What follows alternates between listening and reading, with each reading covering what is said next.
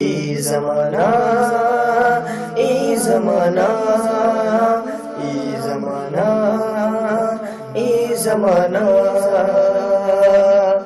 خبروں کی وادی کے کشمیر کا رنگ، خبروں کی وادی کے کشمیر کا رنگ بتاتا ہے جس میں وہ ہے ای زمانہ، ای زمانہ ای زمانہ ای زمانہ ای زمانہ۔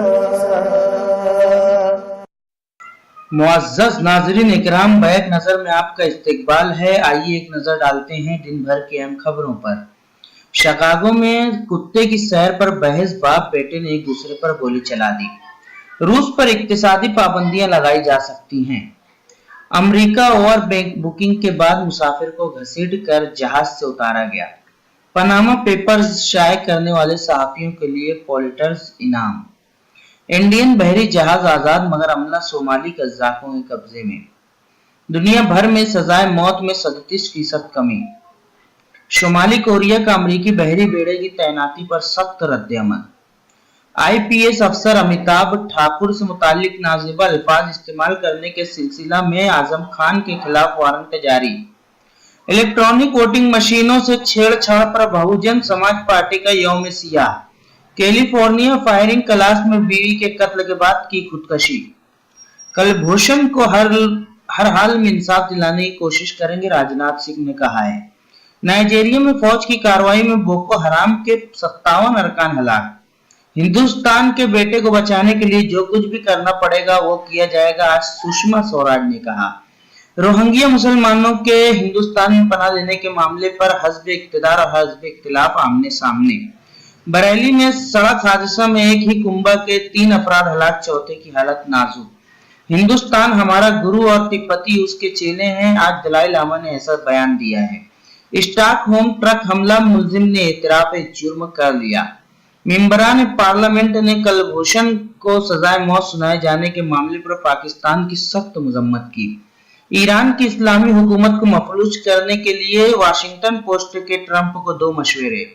صومالیہ میں ایک فوجی کیمپ پر خودکش بمبار کے دھماکے میں متعدد فوجی ہلاک و زخمی۔ مصر میں عیسائیوں پر حملے کی منصوبہ بندی کرتے 7 داعشی دہشت گرد فوج سے تصادم میں ہلاک۔ زہریلی گیس حملے کے بعد اسد کی معزولی امریکہ کی پہلی ترجیح بن گئی ہے، آج نکی ہیلی نے کہا۔ امریکہ نے شام پر مزید حملے کیے تو صورتحال نہایت دھماکہ خیز ہو سکتی ہے، آج صدر ایران حسن روحانی نے کہا۔ نائجیریائی سیکیورٹی فورسز سے تصادم میں بوکو حرام کے 57 دہشت گرد ہلاک۔ میکسیکو سٹی میں زیر تعمیر کار پارکنگ عمارت منہدم ہونے سے 7 مزدور ہلاک۔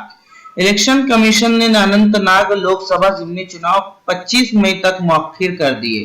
راجستھان میں مسلم عورتوں کے دستخط کی مبینہ فرضی مہم سے خبردار رہنے کی تلقین۔ پابندی ہٹنے کے بعد بھی شیو سینا کے رہنما رویندر گائیکواڑ ٹرین سے پہنچے دہلی۔ راجیہ سبھا نے چمپارن ستیہ گرہ کے 100 سال مکمل ہونے پر گاندھی کو یاد کیا۔ پارلیمانی پبلک اکاؤنٹس کمیٹی نے کامن ویلتھ گیمز گھپلوں میں منموہن سنگھ کو کلین چٹ دی۔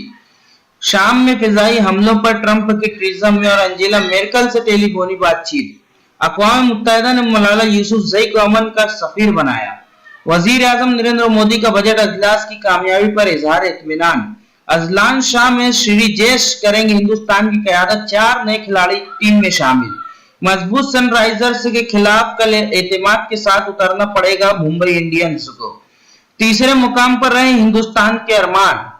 گوا، اتر پردیش اور مہاراشٹر میں غیر ملکی سیاحوں پر حملے کے سب سے زیادہ واقعات۔ پولیس بریگیڈ توڑنے والی شدت پسند تنظیم ہندو جاگرن منچ کے کارکنان پر لاٹھی چارج۔ اورنگ آباد میں AMU مرکز کے لیے فراہم کی جائے گی زمین، اسمبلی میں یقین دہانی۔ گرمی کی شدت سے پریشان پولیس محکمہ کے کتوں کے کمروں میں کولر نصب، پلایا جا رہا ہے ناریل پانی۔